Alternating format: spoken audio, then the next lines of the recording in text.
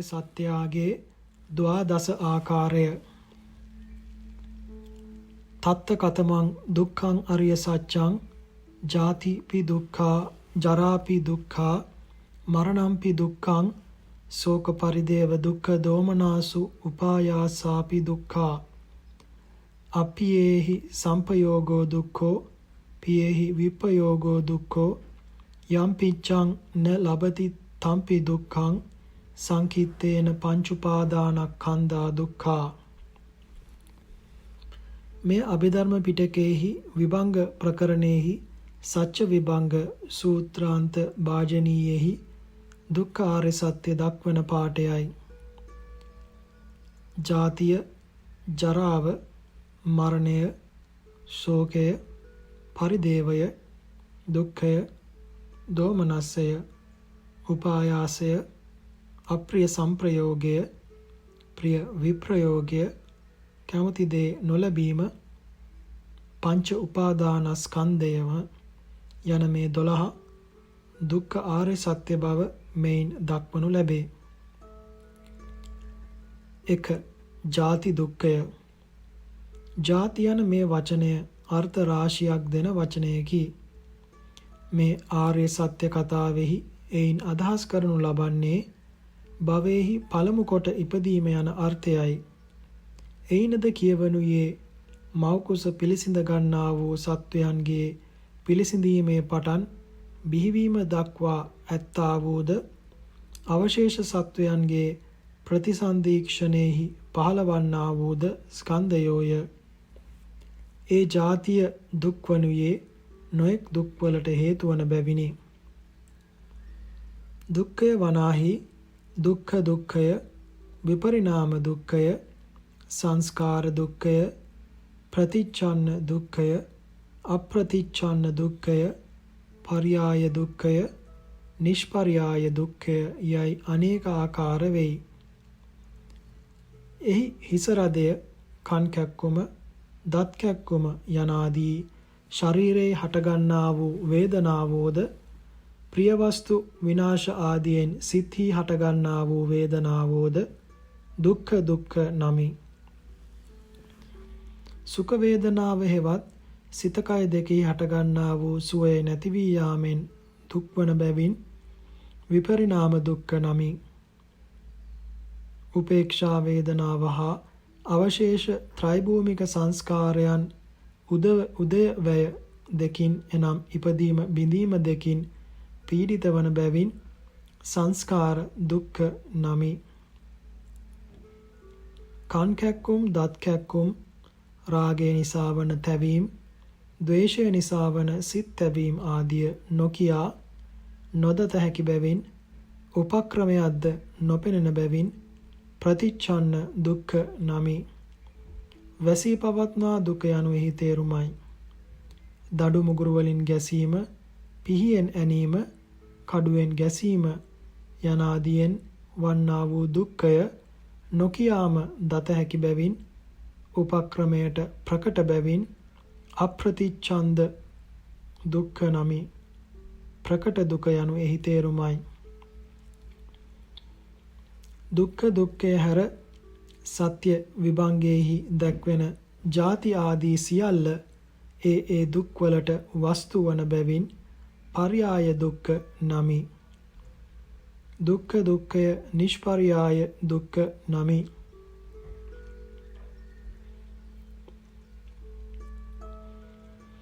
ජාතිය දුකයි කියන ලද නමුත් හුදු ඉපදීම මාත්‍රයේම දුකක් නොවේ. නරක ආදී සතර අපායෙහි ඇත්තා වූ යම් මහත් වූ දුකක් වේ නම් ඒ දුකද සුගතියෙහි ගර්භව ක්‍රාන්ති මූලක දුක්ඛ ආදී දුකක් වේ නම් ඒ දුකද නූපන්න හොත් නොවන්නේය. ඒ දුක් ඉපදීමෙන්ම වන්නේය. එබැවින් ජාතියද ස්වභාවයෙන් දුක නොවූයේද දුකට වස්තුභාවයෙන් දුකක් යයි කියනු ලැබේ. අපායෙහි දුක්ඛය යට කියන ලදී. සුගතේහි ගර්භාවක්‍රාන්ති මූලික දුක්ඛය මෙසේ දත යුතුය. මව්කුස උපදනා වූ සත්වයෝ උපදිනුයේ පියුම් ගැබක හෝ රන් කරඬුවක හෝ නොවේ.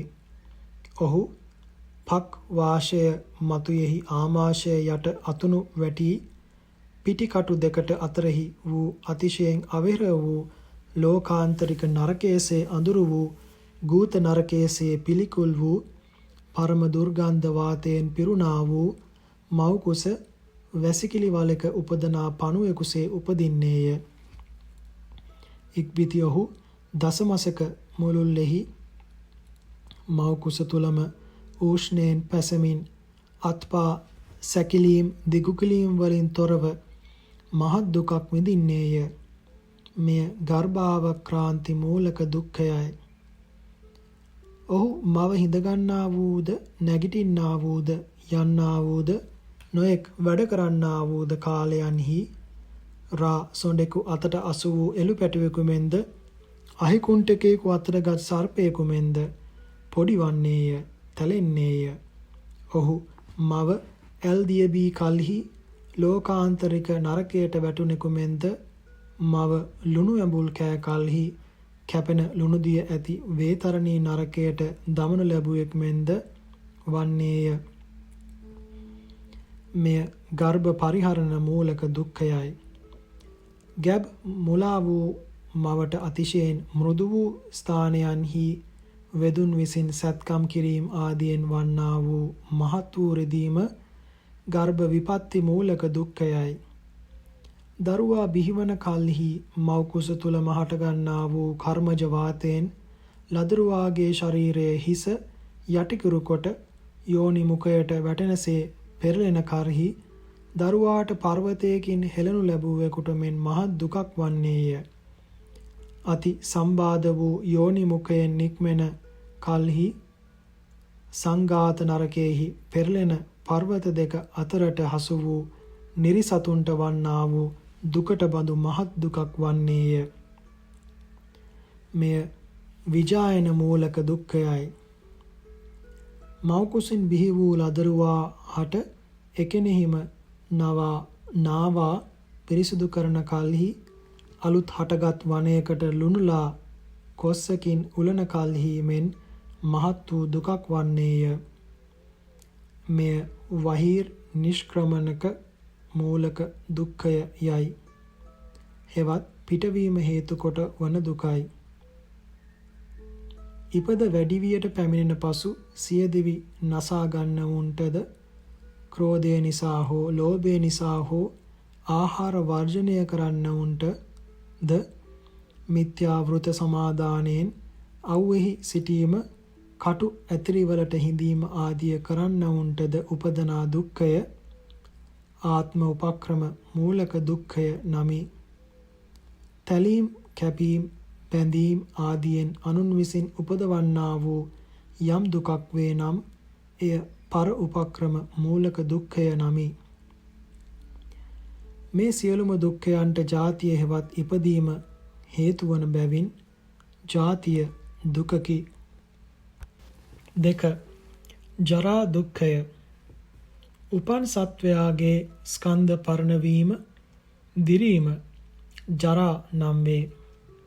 ආත්මභාවය පරණ වූ කල්හි කෙස් ලොම් පැසෙන්නේය, දත් හැලෙන්නේය, ඇඟ රැලි වැටෙන්නේය, දුර්වර්ණ වන්නේය, තල කැලැල් හටගන්නේය, කොරළ පිපෙන්නේය, ඇටනහර ඉලිප්පෙන්නේය, කුදු වන්නේය, ඇස් පෙනුම අඩු වන්නේය, අන්ධ හෝ වන්නේය, කන් බිහිරි වන්නේය, දිවට රස දැනීම මද වන්නේය, කළ දෑ කරන්නට තිබෙන දෑ නොඑක් විට අමතක වන්නේය, නුවණ මද වන්නේය, නොඑක් විට ඔහු රැවටෙන්නේය, වැරදීම් බහුල වන්නේය,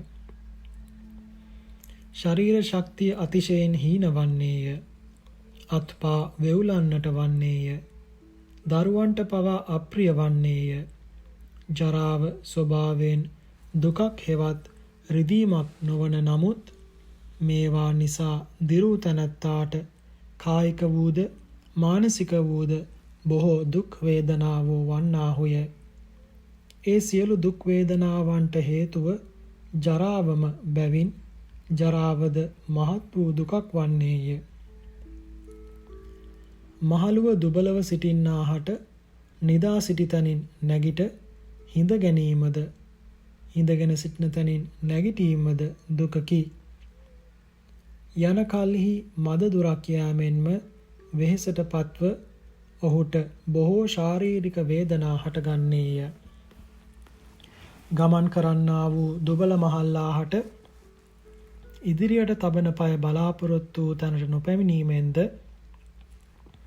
ගල් මුල් ආදියෙහි සැපීමෙන්ද නොඑක් විට බිම ඇද වැටෙන්නේය. එසේ වැටුණු අවස්ථාවලදී අත් පා බිඳීම් ආදියෙන් ඔහුට බොහෝ දුක් වන්නේය. තමහට වුවමනා දෑ ලබා ගනු පිණිස රැකී රක්ෂාවක් කරන්නට නොපුළුවන් බවද ඔහුට මහත් දුකකි. ආහාරයක් ලදද ඔහුට රිසිසේ වළඳින්නට නොපුළුවන් බවද දුකකි. තමහට තිබෙන දෑ සොරුන්ගෙන් සතුරන්ගෙන් ආරක්ෂා කරන්නට නොපුළුවන් බවද දුකකි. අමාරුවෙන් සිටින කල්හි අන්‍යයන් විසින් විසුලු කරනු ලැබීමද දුකකි. ආදරයෙන් පෝෂණය කරනු ලැබූ අමුදරුවන් අකීකරු වීමත් ඔවුන් විසින් නොසලකා හැරීමත් මහත් දුකකි. මේ ආදී ජරාව හේතු කොට ඇත්තා වූ දුක් මහත් රාශියකි. 3. මරණ දුක්ඛය. මරණය වනාහි ෂණික මරණය සංවෘත මරණය යයි දෙවදෑරුම් වේ. ෂණයක් පාසා සිදුවන නාම රූපයන්ගේ බිඳීම ෂණික මරණය නමි. පරම්පරා වශයෙන් පැවත එන ස්කන්ධ සමූහයක් හෙවත් සත්වයෙකුගේ ජීවිත ඉන්ද්‍රිය සිඳී යාම සංවෘත මරණය නමි. ලෝකයේ මිනිසා මලේය, ළමයා මලේය, ගොනා මලේය යනාදීන් කියනු ලබනුයේ ඒ සංවෘත මරණයයි. මේ මරණ දෙකෙම දුක්ම වන නමුත් මේ ආර්ය සත්‍ය කතාවෙහි අදහස් කරනුයේ සංවෘත මරණයයි. එයද ආයුක්ෂය මරණය, කර්මක්ෂය මරණය, උභයක්ෂය මරණය, උපච්ඡේදක මරණය යයි සිව්වැදෑරුම් වෙයි. ඒ ජාතිවලට අයත් සත්වයන් හට ජීවත් විය හැකි කාල ප්‍රමාණයක් ඇත්තේය. ඒ කාල ප්‍රමාණයට ආයුෂයයි කියනු ලැබේ. ඒ කාලය ගෙවෙත්ම ශරීරය දිරා යාමෙන් ඉන් ඔබට ජීවත් විය නොහැකිව සත්වයෝ මිය යති. ඔවුන්ගේ ඒ මරණය ආයුක්ෂය මරණයයි කියනු ලැබේ. අතීත කර්මයද සත්වයාගේ ජීවත් වීමට එක හේතුවකි. බලවත් වූ කර්මයෙහි සත්වයා බොහෝ කාලක් ජීවත් කරවන ශක්තියක් ඇත්තේය. දුර්වල කර්මයන්හි කෙරෙහි බොහෝ කල් ජීවත් කරවන ශක්තියක් නැත්තේය. එබැවින් දුර්වල කර්මවලින් උපන් සත්වයෝ පහන් වැටිය නිරුපද්‍රිතව තිබියදී වැසි සුළං ආදී බාහිර උපද්‍රවයකුදු නැතිව තෙල් ඉවර වීම නිසා නිවී යන්නා වූ පහන් මෙන් ආයුෂය ඉදිරියට තිබියදීම කර්ම ශක්තිය ගෙවීමෙන් මිය යති. ඒ මරණය කර්මක්ෂය මරණය නමි. ඇතමෙක් ආයුෂය හා කර්ම ශක්තිය එකවර ගෙවී යාමෙන් මිය යති. එය උභයක්ෂය මරණය නමි. ඇතමෙක් ආයුෂය කර්මය යන දෙකම තිබියදී හදිසියෙන් පැමිණෙන්නා වූ රෝග ආදී යම්කිසි හේතුවකින් මිය යති. එය උපච්ඡේදක මරණය නමි. ජීවිත ඉන්ද්‍රයාගේ සිඳීම මාත්‍රය රිදුමක් නොවෙතත් මේ සතර ආකාරය අතුරෙන් කවර ආකාරයකින් වුවද මැනෙන්නා වූ සත්වයාහට මරණය වනුයේ ඔහුගේ සිත කය දෙකම මහත් රිදුම් රාශියක් ඇතිකොට අන්තිමේදීය. එබැවින් මරණය මහත් වූ දුකකි. මරණය ලං වූ කල්හි මරණ සත්වයාගේ ශරීරයේහි වාත ආදී දෝෂයෙන් නයින්සේ කිපී පොළුවලින් තලන්නාක් මෙන්ද පිහිය වලින් පලන්නාක් මෙන්ද හුල් වලින් අනින්නාක් මෙන්ද ශරීරයේ ඒමේ අත පෙරලා පොඩි කරන්නාක් මෙන්ද ගින්නෙන් දවන්නාක් මෙන්ද අත් පා ගලවන්නාක් මෙන්ද ඇඟ මස් ගලවන්නාක් මෙන්ද ශරීරය පෙලෙන්නට වන්නාහුය. මරණය ලංවත්ම විශේෂයෙන්ම ඝන වූ සෙම නැගී අවුත් ලය තද කරන්නේය. ආශ්වාස ප්‍රාශ්වාස මාර්ගය අවුරන්නේය. එයින් මැරෙන්නා වූ තැනැත්තාහට ආශ්වාස ප්‍රාශ්වාස කිරීම ඉතා අමාරු වන්නේය. මේ තදවීම නිසා ඔහුට ඉතා මහන්සියෙන් ආශ්වාස ප්‍රාශ්වාස කරන්නට සිදුවන්නේය. භයානක හඬක් නංවමින් ඉතා අමාරුවෙන් ඒ අවස්ථාවේදී කරන ආශ්වාස ප්‍රාශ්වාසයට පණ ඇදීම යයි කියති. සෙම නැගී අවුත් ආශ්වාස ප්‍රාශ්වාස මාර්ගය ආවරණය කර කලෙහි සත්වයා හට වන්නා වූ වේදනාව ඉතා මහත් වූවකි. අනේපිඩු මහසිටානන් මරණ මංචකයෙහි සැතපෙන අවස්ථාවෙහි එතුමන් දක්නට ආනන්ද ස්තවීරයන් වහන්සේ හා ශාරිපුත්‍ර ස්තවීරයන් වහන්සේද වැඩිසේක. ශාරිපුත්‍ර ස්තවීරයන් වහන්සේ සිටානන්ගෙන් දුසුව දුක් වදාළහ. එකල්හි සිටානෝ ස්වාමීනි සාරිපුත්‍රයන් වහන්ස බලවත් පුරුෂයෙකු විසින් මිටියකින් ගසන්නාක් මෙන් මාගේ හිස වාතයෙන් පෙළන්නේය. බලවත් පුරුෂයෙකු විසින් වරපටකින් තදකොට වෙලන්නාක් මෙන් මාගේ හිස වාතයෙන් තදවන්නේය. දක්ෂ වූ ගවඝාතකයන් විසින් ගෙරිමස් කපන තියුණු සැතකින් කපන්නාක් මෙන් මාගේ කුස රිදෙන්නේය. බලවත් පුරුෂයන් දෙදෙනෙකු විසින් දුර්වල පුරුෂයෙකු දෑතින් අලවාගෙන ගිනි අඟුරු වලකලා පෙරලා තවන්නාක් මෙන් දැවෙන්නේය යයි කීය. අනේපිඩු මහසිටානන් වැනි පින්වතුන් හට මරණ දුක්ඛය මෙපමණකින් මහත්ව යන කල්හි සෙස්සන්ට මරණාසන්නයේදී මහත් වූ දුකකට පත්වීම ගැන කියනු කිම? අපමණ ශාරීරික වේදනාවලින් පෙළෙන්නා වූ සත්වයා හට මේ අවස්ථාවෙහිදී මරණය ගැන මහත් වූ බයක් ද හටගන්නේය. ඒ බය තරම් විශාල වූ අන් බයක් නැත්තේය. අති රෞද්‍ර වූ ඒ මරණය ගිනි කඳක් හෘදයට වැද යන කලක මෙන් සත්වයාගේ හිත දවන්නේය. ශාරීරික දුක්ඛ වේදනාවලින් අතිශයින් තැවෙමින් දෙවියන් සිහි වී සිටින සත්වයා පව් කළ කෙනෙක් වී නම් මේ අවස්ථාවෙහි ඔහුට තවත් මහත් වූ බියක් එළමෙන්නේය. මේ අවස්ථාවෙහිදී ඔහුට කර්මය විසින්ම නරකයේ උපදවනු ලබන්නේය. ඔහුට මහා ගිනි ජාලාවක් තමන් වැළඳ ගැනීමට තමා දෙසට බුරබුරා නැගෙන්නාක් මෙන් පෙනෙන්නේය. රෞද්‍ර වූ යම රකුසන් තමා ඇදගෙන යන්නට එන්නාක් මෙන් පෙනෙන්නේය. මේවා දක්නා කල්හි බයින් තැතිගන්නා වූ ඒ සත්වයා හට මල මුත්‍ර පවා පහවන්නේය. සුගති දුර්ගති දෙකෙහිම උපදින සත්වයන්ට මේ අවස්ථාවෙහිදී ඇතිවන තවත් මහත් දුකක් නම් ප්‍රිය වස්තුන්ගේ හා ප්‍රිය පුද්ගලයන්ගෙන් වෙන්වීමෙන් ඇතිවන ශෝකයයි. මැරෙන්නා වූ සත්වයා හට මරණයෙන් තමා දීර්ඝ කාලයක් මුළුල්ලෙහි ආදරයෙන් ආරක්ෂා කරගෙන සිටියා වූ මිල මුදල් ගෙවල් දොරවල් ආදියෙන් වෙන්වන්නට ප්‍රිය වූ අමුදරුවන්ගෙන් නෑයන්ගෙන් මිතුරන්ගෙන් වෙන්වන්නට සිදුවෙයි. මේද ඔහුට ඉවසිය නොහැකි දුකකි. තමාගේ අමුදරු ආදියන්ගෙන් එක්කෙනෙකු නැති වූ විටද දවස් ගණනක් හඬන්නා වූ මාස ගණනක් අවුරුදු ගණනක් ශෝක කරන්නා වූ පුද්ගලයෙකුට සියල්ලෙන්ම වෙන්වීම කෙසේනම් ඉවසිය හැකි වන්නේද? නොවන්නේමය.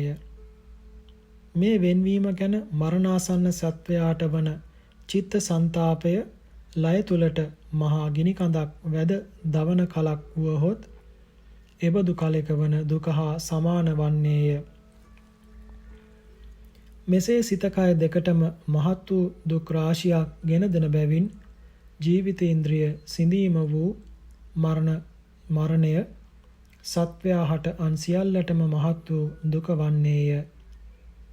එබැවින් සත්වයෝ අන් හැම දෙයටම වඩා මරණයට බියවන්නාහුය.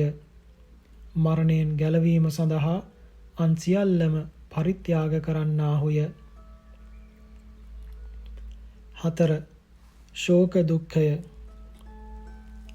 රන් රිදී මුතුමැණික් මිල මුදල් ගේ වතු කුඹුරු ආදී ප්‍රිය වස්තුන්ගෙන් විනාශයෙන්ද අන්‍යයන් විසින් පැහැර ගැනීමෙන්ද අමුදරු ආදී ප්‍රිය පුද්ගලයන්ගේ විනාශයෙන්ද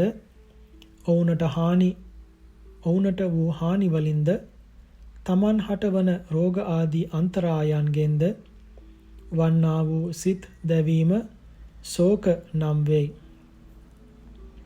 මේද සසර සැරිසරන සත්වයා හට නොඑක් විට පැමිණෙන්නා වූ දුකකි. එය විනාශ වන වස්තුවෙහි ප්‍රියත්වය වැඩි පමණට මහත්ව ඇතිවන්නා වූ දුකකි. අතිශයින්ම ප්‍රිය වස්තුවක් හෝ අතිශයින් ප්‍රිය පුද්ගලයෙකු හෝ විනාශ වූ කලෙහි එය ගිනියම් වූ යහුලක් පපුවට ප්‍රවේශ කළ අවස්ථාවක මෙන්ද මහගිනි කඳක් පපුවට වැදුන අවස්ථාවක මෙන්ද හිත කය දෙකම අතිශයින් දවන්නේය. දැවීමේ වේගය කොතරම්ද කියතොත් ශෝක ගින්නෙන් ලේ හුණු වී සමහරෙකුට හුණු ලේ වමනය වන්නේය. සමහර කෙනෙකුට හුණු ලේ විරේචනය වන්නේය. සමහරෙක් උමතු වන්නාහ. සමහර කෙනෙකුට තවත් නොයෙක් රෝග හටගන්නේය. සමහරෙක් බෙල්ලේ වැලලා මිය යන්නාහ. සමහරෙක් බෙලි කපා මිය යන්නාහ. සමහරෙක් දුම්රියට බෙල්ල තබා මිය යන්නාහ. සමහරෙක් දියට පැන මිය යන්නාහ. සමහරෙක් ගින්නට වැද මිය යන්නාහ. සත්වයන්ට හැම කල්හිම මුණ ගැසෙනුයේ එක ප්‍රිය වස්තුවක විනාශය පමණක් නොවේ. සමහර විටක එකවරම බොහෝ ප්‍රිය වස්තුන්ගේ විනාශයද පැමිණෙන්නේය. බොහෝ ප්‍රිය පුද්ගලයන්ගේ විනාශයද එක විට පැමිණෙන්නේය. එක වස්තුවක හෝ එක ප්‍රිය පුද්ගලයෙකුගේ විනාශයෙන් හටගන්නා ශෝකය සිය දිවි නසා ගැනීමට තරම් කරුණක් වන කලෙහි වස්තු බොහෝ ගණනක හෝ පුද්ගලයන් බොහෝ ගණනක හෝ විනාශයෙන් වන්නා වූ ශෝකයේ මහත්වය ශෝක දුක්ඛයේ මහත්වය කෙසේ කියා හැකි වන්නේද? 5. පරිදේව දුක්ඛය. ඥාති ව්‍යසන ආදී සිදු වූ කලෙහි ශෝකයෙන් අනේ පුතේ නුඹ කොයි ගියේද? අනේ දුවේ නුඹ කොයි ගියේද? නුඹ නැතුව අප සිටින්නේ කෙසේද? යනාදීන් ඒ පුද්ගලයන් ගැන කියමින් හෝ ඔවුන්ගේ ගුණ කියමින් හෝ නැති වූ වස්තු ගැන කියමින් හෝ ඒ වස්තුන් නැති පාඩුව කියමින් හෝ නන් දෙඩීම සුසුම් ලමින් කඳුළු සලමින් කෙල පෙරමින් ශබ්ද පැවැත්වීමද පරිදේව නම් වේ. හැඬීමය යනුද මීට නමකි. හැඬීමම දුකක් නොවෙතත් හඬන්නා වූ තැනැත්තාහට හිසට ගසා ගැනීම, බිත්තිවල කණුවල හිස ගසා ගැනීම, බිම් හැපීම්, බිම් පෙරලීම් ආදියෙන් බොහෝ දුක්ඛ වේදනා වන බැවින් පරිදේව දුක්ඛයක් යයි තථාගතයන් වහන්සේ විසින් වදාරන ලද්දේය. 6. දුක්ඛ දුක්ඛය. ශරීරයේ හටගන්නා වූ අනේක ප්‍රකාර වූ රිදුම්, දැවීම් ආදී වූ දුක්ඛයෝ දුක්ඛ නම් වෙති. ජාති ආදී දුක්ඛයෝ යයි කියන ලද්දේ ඒවා දුකට හෙවත් රිදීමට හේතු වන බැවිනි. කායෙහි හටගන්නා දුක්ඛ වේදනාව වනාහි තවත් කායික මානසික දුක්ඛ වේදනාවන්ට හේතුද වෙයි. තමෝද ඒකාන්ත දුක්ඛයක් වෙයි. එබැවින් එය දුක්ඛ යයි කියනු ලැබේ. අතිශයින් මහත් වූ දුකය යනු එහි තේරුමයි. සත්වයන්ගේ ශරීරයන්හි අභ්‍යන්තරික ධාතුන්ගේ කෝපයෙන් හටගන්නා වූද බාහිර උපද්‍රවයන්ගෙන් හටගන්නා වූද දුක්ඛ වේදනා ඊතා බොහෝය. වාත ආදීන්ගේ කෝපයෙන් හිසෙහි දුක වේදනා හටගන්නේය. ඇස්වලද කන්වල හා දත්වලද ඉවසීමට ඊතා දුෂ්කර වූ ඊතා මහත් වූ දුක්ඛ වේදනා හටගන්නේය. දිවෙහිද උගුරෙහිද පපුවෙහිද පිටෙහිද උරහිසෙහිද එළපත්තෙහිද තුනටියෙහිද අත්පාවලද සන්ධිස්ථානයන්හිද ඇටවලද මස් නහර ආදී නොයෙක් විට ස්ථානවල වාත ආදීන්ගේ කෝපයන්ගෙන් බොහෝ දුක්ඛ වේදනා හටගන්නේය.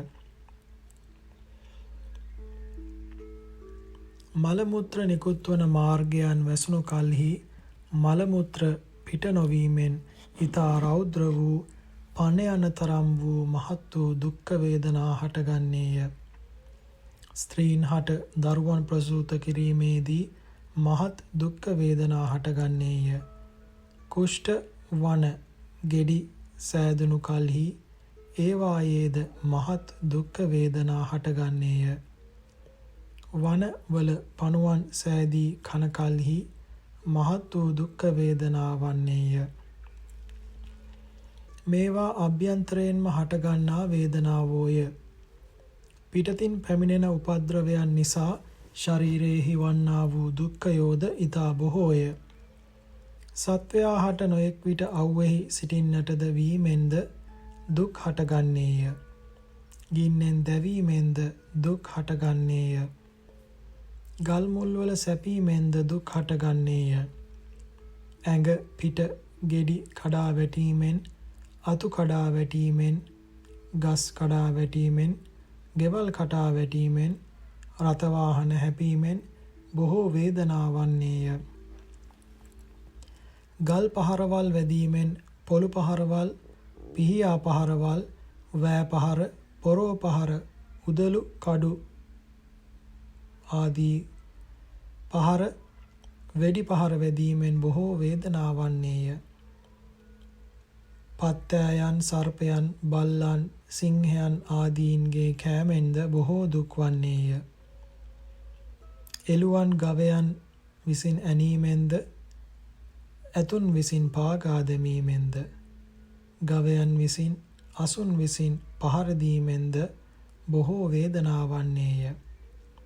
උකුණන් මකුණන් මැස්සන් මදුරුවන් විසින් කෑමෙන්ද බොහෝ වේදනා වන්නේය. සොරකම් ආදී වරද කොට අසුවීමෙන් හා තමන් නොකල වරදවලට නිකම්ම අසුවීමෙන් හිරකොට තබනු ලැබීමෙන්ද හිරගෙහිදී වැඩ කරනු ලැබීමෙන්ද කසයෙන් තලනු ලැබීමෙන්ද කෝටුවලින් පොළුවලින් තලනු ලැබීමෙන්ද අත් කැපීම් කන් කැපීම් නාස් කැපීම් හිස සිඳීම් පිලිස්සීම් ආදිය කරනු ලැබීමෙන්ද බොහෝ දුක්ඛ වේදනා වන්නේය. සොරුන් විසින් අල්වාගෙන ධනය සඟවා තිබෙන තැන් අසා තලනු ලැබීමෙන්ද කටුවලින් පිහියාවලින් හුල්වලින් මදින් මද කපනු ලැබීමෙන්ද වන්නා වූ වේදනාවෝ ඊතා බොහෝය. මේ දක්වන ලදුවේ මානුෂ්‍ය ලෝකයේහි මිනිසෙකුට ඇතිවිය හැකි දුක්ඛ වේදනාවන්ගෙන් ස්වල්පයකි. තවත් බොහෝ දුක් ඇත්තේය. මිනිසයා හට හැම කල්හිම මෙසේ සිටින්නට ලැබෙන්නට නොවේ. පව් කරන්නා වූ ඔහුට අපායට පැමිණෙන්නට සිදුවන්නේය. අපායෙහිදී විඳින්නට වන්නේ මීට වඩා 100,000 ගුණයෙන් මහත් වූ දුකකි. එයද සලකා ගත යුතුය. දීර්ඝවන බැවින් මෙහි නොදක්වනු ලැබේ. දෝමනස්සය 7. සිතෙහි හටගන්නා දෝමනස්සය මෙහි සඳහන් වෙයි. හිතෙහි හටගන්නා දුක දෝමනස්සය නම් වෙයි. තමා විසින් බොහෝ දුකින් පෝෂණය කරන දරුවන් අකීකරු වීම මහලු කල්හි දරුවන් විසින් නොසැලකීම, දුකින් ධනය සපයා පෝෂණය කරන භාර්යාව අන්පුරුෂයන් පතනු දැකීම, අකීකරු වීම, අනුන් විසින් අවමන් කරනු ලැබීම, දරුවන් දුකට පත්ව සිටිනු දැකීම, පාඩම් විභාගවලින් අසමර්ථ වීම, රූපය අවලස්සන වීම, කටහඬ නරක් වීම, දිලිඳු වීම, අනුන් කරන දෑ තමහට නොකළ හැකි වීම යනාදී දහස් ගණන් කරුණු වලින් මේ දෝමනස්සය මිනිසුන්ට නිතර ඇතිවන්නේය. ධනවත්ව සිට පසුව දිලිඳුව අනාථව අම්බලමක සිටින්නට වූ විටක පෙර තමා හා එක්ව හැසිරුණු නෑයන් මිත්‍රයන් යස ඉසුරෙන් රථවාහන ආදියෙන් තමන් දෙසවත් නොබලා යනු දක්නා කල්හි මහත් වූ දොම්නස් ඇතිවන්නේය.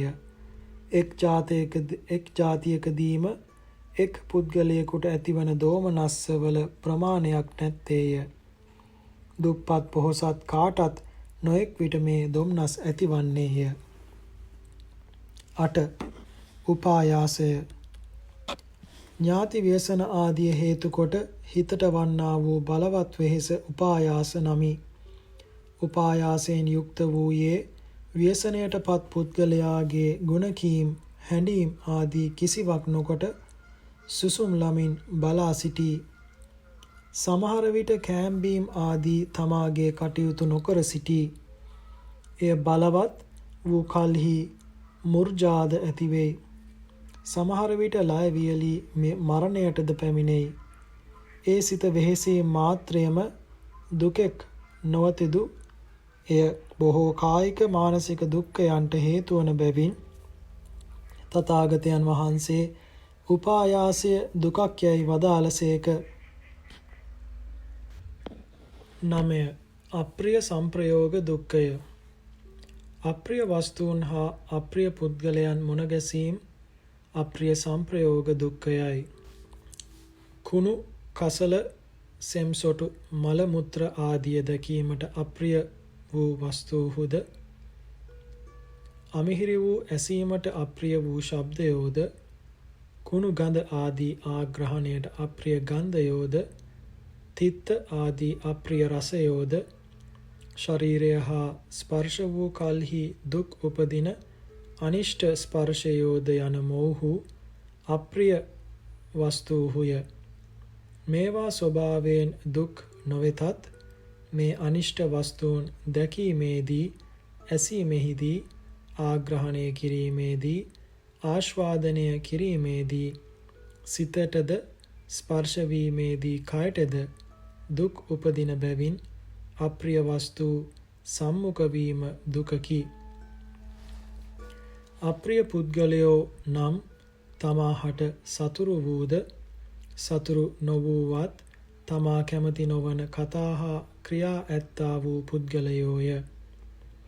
එබඳු පුද්ගලයන් හා එක්ව වාසය කරන්නට හා එක්ව වැඩ කරන්නට සිදුවීම අප්‍රිය සංප්‍රයෝග දුක්ඛයයි. අප්‍රිය පුද්ගලයන් හා සංප්‍රයෝග මාත්‍රය දුකක් නොවෙතදු එය අප්‍රමාණ කායික මානසික දුක්ඛයනට හේතු වන බැවින් දුකක් යයි කියන ලදී. සසර සැරිසරන සත්වයනට මෙය නිතර මුණ ගැසෙන දුකකි. රජෙකුටවත් මෙයින් මිදී විසිය හැකි නොවේ. 10. ප්‍රිය විප්‍රයෝග දුක්ඛය. ආදරයෙන් රැස්කොට ආරක්ෂා කරගෙන සිටින ධනයෙන් හා පුත්‍ර භාර්යා ආදී පුද්ගලයන්ගෙන්ද වෙන්වීම ප්‍රිය විප්‍රයෝග දුක්ඛයයි.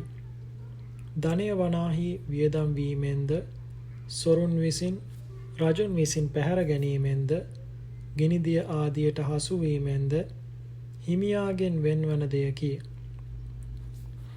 හිමියා වෙත යම් ධනයක් ඉතිරි වුවද මරණයට පැමිණීමෙන් ඔහු එයින් ඒකාන්තයෙන් වෙන්වන්නේය. පුත්‍ර කලාත්‍ර ආදිය ප්‍රිය පුද්ගලයන් හා වාසය කරන තැනැත්තාට තමාට ඔවුන් හැර අන් පෙදෙසකට යන්නට සිදුවීමෙන්ද, ඔවුන් තමා හැර යාමෙන්ද, මරණයට පැමිණීමෙන්ද ඔවුන්ගෙන් වෙන්වන්නට සිදුවෙයි. තමාගේ මරණයෙන් හා වෙන්වන්නට සිදුවෙයි. එබැවින් ප්‍රිය විප්‍රයෝගයද සසර සැරිසරන පුද්ගලයා හට ජාතියක් පාසාම සිදුවන දෙයකි. එයම ඒකාන්තයෙන් දුකක් නොවතුදු බොහෝ කායික මානසික දුක්ඛයන්ට හේතුවන බැවින් එය දුකකි. එහි උග්‍රතාවය කොතෙක්ද කියතොත් සමහරු රෝගී වෙති, සමහරු මිය යති, සමහරු සියදිවි නසා ගනිති. 11. කැමැති දෑ නොලැබීමේ දුක. මේ සත්වයන් විසින් කැමැති වන්නා වූ, ලැබීමට බලාපොරොත්තු වන්නා වූ දේවල් ඊතා බොහෝය. දිරණ ස්වභාවයේ ඇති සත්වයෝ නොදිරීමට හෙවත් මහලු නොවීමට බලාපොරොත්තු වෙති. රෝගී වන ස්වභාවයේ ඇති සත්වයෝ නිරෝගීව සිටීමට බලාපොරොත්තු වෙති. නූගත්තු උගතුන් වීමට බලාපොරොත්තු වෙති. මෝඩයන් නුවණැතියන් වීමට, දුප්පතුන් පෝසත් වීමට, තනතුරු නැත්තෝ තනතුරු ලැබීමට, සාමාන්‍ය වැසියෝ රජ වීමට විවිධ ආකාරයෙන් විවිධ දේවලින් බලාපොරොත්තු වෙති. තවත් නොයෙක් දේවල් නැත්තෝ නැත්තා වූ ඒ දේවල් ලැබීමටද ඇත්තෝ වැඩි වැඩියෙන් ලැබීමටද බලාපොරොත්තු වෙති. මෙසේ ලැබීමට බලාපොරොත්තු වන දේවල් බොහෝ ඇත. ඒවායින් දහසින් පංගුවකුදු ඔවුනට නොලැබෙන්නේය. මේ නොලැබීම දුකක් නොවෙතත් එය බොහෝ කායික මානසික දුක් ඇති කරන්නක් බැවින් කැමැති දෑ නොලැබීමද මේ සත්වයනට මහත් දුක්ඛයක් වන්නේය. 12. පංච උපාදානස්කන්ධ දුක්ඛය. ජාති, ජරා, මරණ ආදී මේ දුක් සමූහය ඇතිවන්නේ අන්තනක නොව මේ උපාදානස්කන්ධ පංචකයෙහිමය. උපාදානස්කන්ධ පංචකය සියලුම දුක්වල උප්පත්ති ස්ථානයයි. එබැවින් උපාදානස්කන්ධ පංචකයද දුකක් යයි තථාගතයන් වහන්සේ වදාළසේක. ලෝකේහි සත්වයා උපදින්නේද දුකෙනි. උපන් තැන් පටන්ම ඔහුගේ ශරීරය දිරන්නේය. ඒද ඔහුට දුකකි. දිරන්නා වූ ඔහු මොහොතක් පාසාම යන්නේ මරණය කරාය. මරණයද ඔහුට මහත් දුකකි. ඉපදීමටත් මරණයටත් අතරදී නොයෙක් වර ඔහුට ශෝක කරන්නටද, හඬන්නටද, බලවත් සිත් වෙහෙසට පැමිණෙන්නටද සිදුවන්නේය.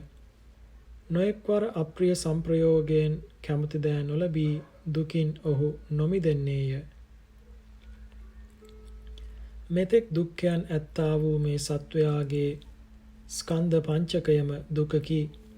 ස්කන්ධ පංචකය හැර සත්වයෙක් පුද්ගලයෙක් නැත්තේය. එබැවින් මේ සත්ව ලෝකයම දුක් ගොඩකි. උපදින්නේත් දුකමය, නිරුද්ධ වන්නේත් දුකමය.